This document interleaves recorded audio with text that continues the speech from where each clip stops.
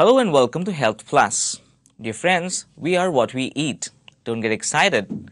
It is proved that healthy food promotes good health and unhealthy food leads to diseased body. Foods contain vital nutrients that aid our body's metabolic function. Since no food group can nourish the body with all the vital ingredients it requires, it is important that we consume a variety of healthy foods to derive the nutrition our body needs.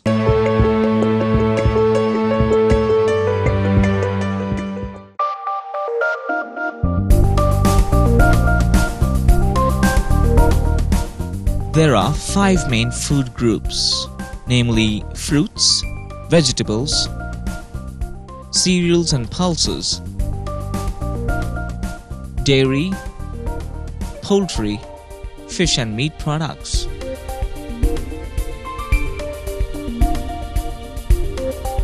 A healthy balanced diet of these 5 food groups ensures essential vitamins, minerals and dietary fiber.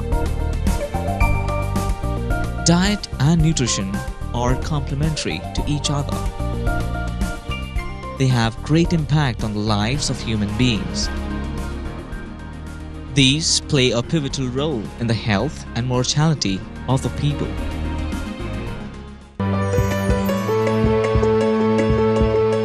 To know more about diet and nutrition, we have with us today Ms. Mumtaz Khalid Ismail, who's going to let us know how to lead a strong and healthy life with a balanced diet.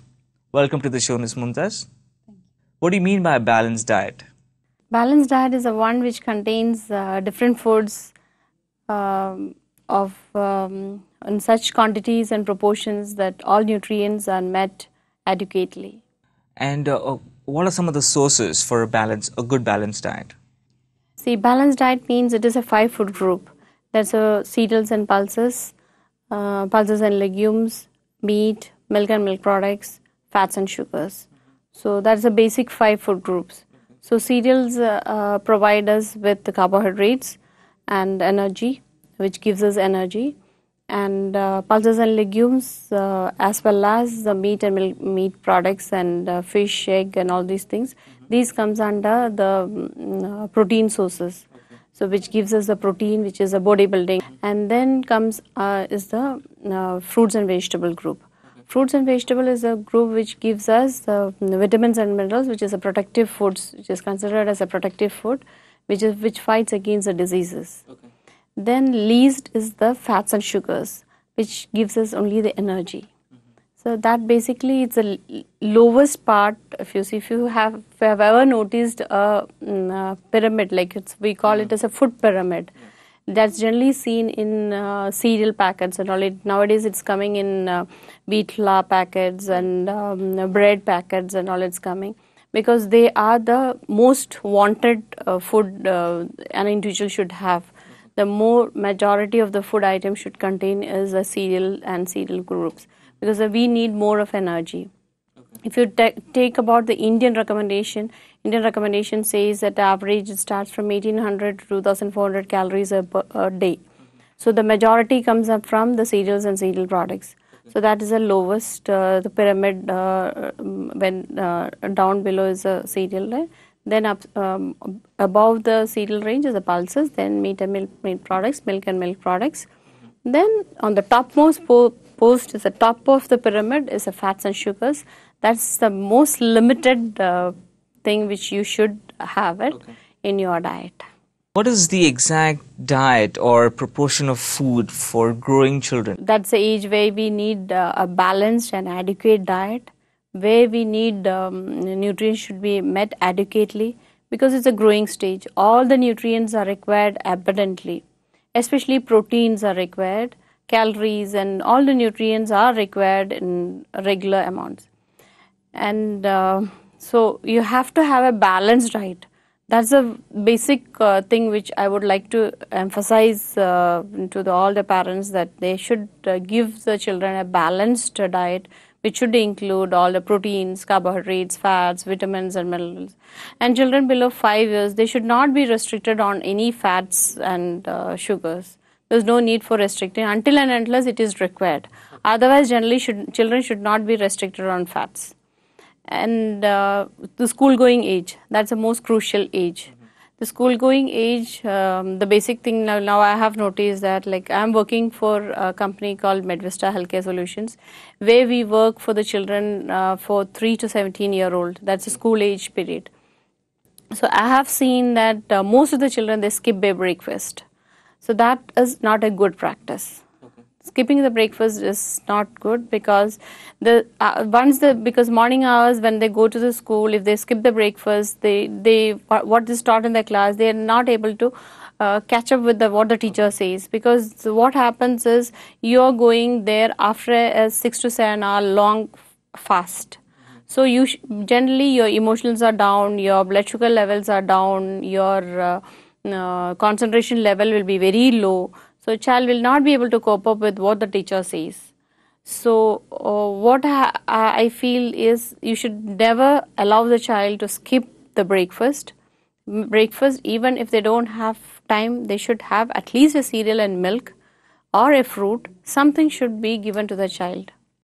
We all agree to that fact, but we also know that these children are very stubborn at this particular age. It's very difficult to give them a balanced diet. So how do you do that? I tell all the parents that you are the role model for the children. So first of all, you practice the thing at home. You show the children, yes, the importance of breakfast. I am sure the children will follow it. Do we have a specific diet culture in India, especially Kerala? Yes, in Kerala, in olden days, yes, we used to have a culture of having proper breakfast, lunch and dinner. And in Kerala, we used to have puttu, kadla, payar and all those things, which is considered as one of the best balanced breakfast, which I always say, because puttu is made out of wheat flour, or it can be made out of rice flour. And the combination which comes is the Bengal gram, that is called as kadla, it is moong dal, that is called green gram dal. That's the protein combination. And it's sometimes people love to have a fruit also along with it. That is usually banana is had along with it. So that's one of the best balanced diet combination, where you have cereal, pulse and fruit combination, and you have one glass of milk also along with it. It's one of the best balanced nutrition. But nowadays I have seen that people generally, they don't have time, mothers don't have time, they are all working mothers, they can't have time, so they don't prepare this type of foods. And our South Indian breakfast, like idli dosa, that's again a good balanced breakfast, because it's again a combination of cereal and pulse combination. Do you think the role of a specific diet can actually help prevent or control any kind of diseases?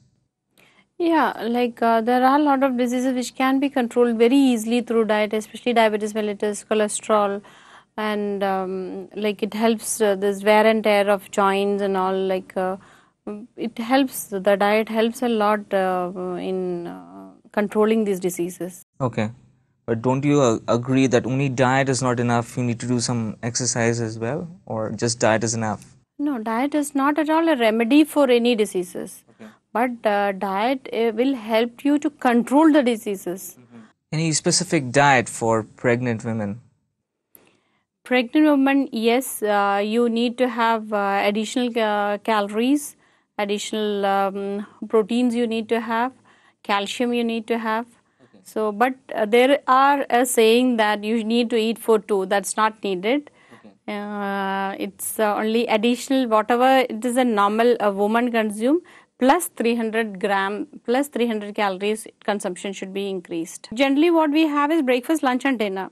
So these pregnant females, they should have early morning breakfast, mid-morning, mid-evening, dinner and bedtime. It should be a 6-meal pattern. Okay.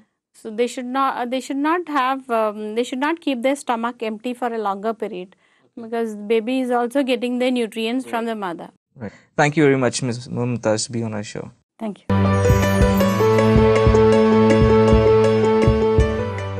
So with good and proper nutritional supplements and a carefully planned and balanced diet of lean meats, fruits and vegetables, it is possible to have your health and fitness restored. All for today. See you next week.